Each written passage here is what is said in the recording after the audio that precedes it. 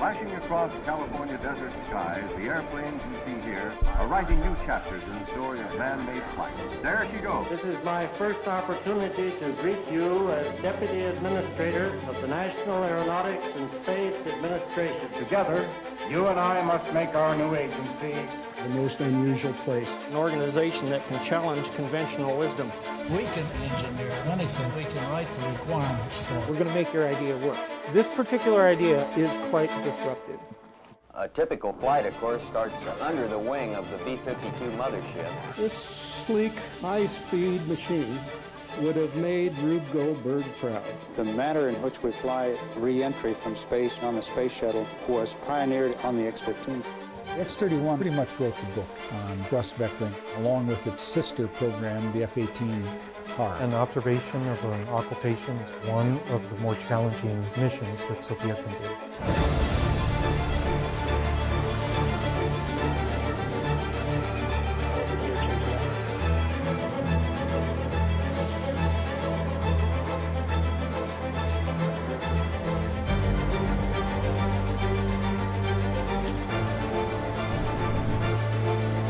Right now, we are looking at the dawn of a new era of aviation.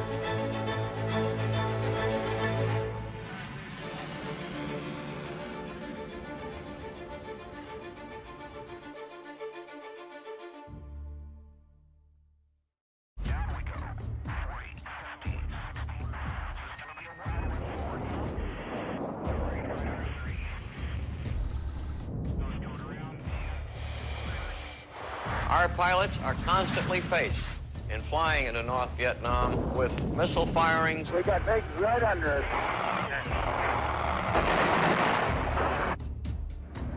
For a long time, speed was the military aircraft designer's main objective. But in a dogfight, maneuverability is as important as speed. The fly-by-wire system and its computers provided a way to build potentially more maneuverable aircraft. An urgent requirement to dramatically enhance air-to-air combat maneuverability, the program is called HIMAT. The main emphasis of the flight test program is high-G maneuvering in the transonic flight regime, where most fighter versus fighter combat occurs.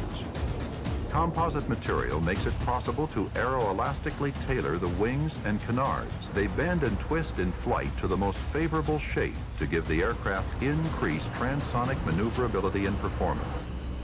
The Advanced Fighter Technology Integration F-16 program. The unconventional maneuvers of decoupled flight were evaluated. Vertical translation, lateral translation, pitch pointing, yaw pointing, and the maneuver that proved most effective for combat, flat turn. The United States Department of Defense wanted to create a fighter plane that would be more agile. Stable design gave way to maneuverability. This latest X program explores several different yet integrated technologies in one demonstrator aircraft. Slow speed high-alpha maneuvering is where the X-1 would most probably outperform current frontline fighters. Literally hundreds of feet is the radius of turn, which is very impressive. A certain barrier exists for every flying vehicle. It is a barrier that has taken more lives than the erroneously named sound barrier. It is the stall, or high angle of attack, barrier. The tendency of an aircraft to stall and become uncontrollable at slow speeds was the greatest limiting factor in an airplane's maneuverability. High alpha, or high angle of attack, is the position of the aircraft's body and wings in relation to its actual flight path. The benefit to a fighter airplane of being able to maneuver at high angles of attack is that it has the ability to put its weapons on a target, point and shoot. The trouble has been that with the plane's nose pitched up at these high angles, it continues to fly in its original direction. This reduces lift, and when there's no lift, there's no control.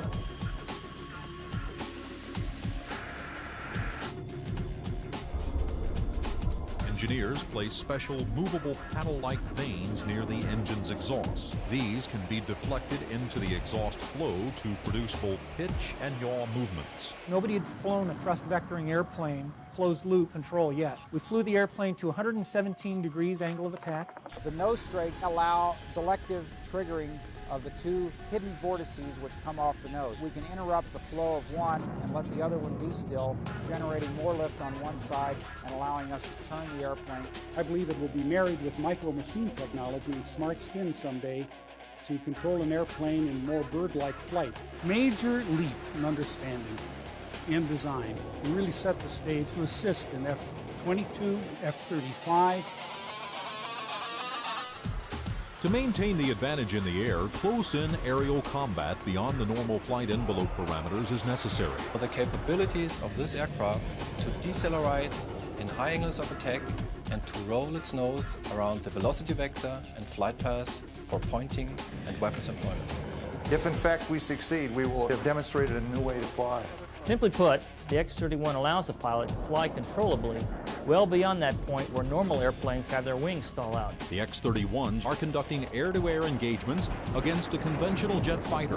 What you will see is the decoupling of the aircraft longitudinal axis from the velocity vector at high angles of attack. This maneuver results in a very high turn rate and a very low turn radius, and is one of the fundamental advantages of post-stall maneuvering.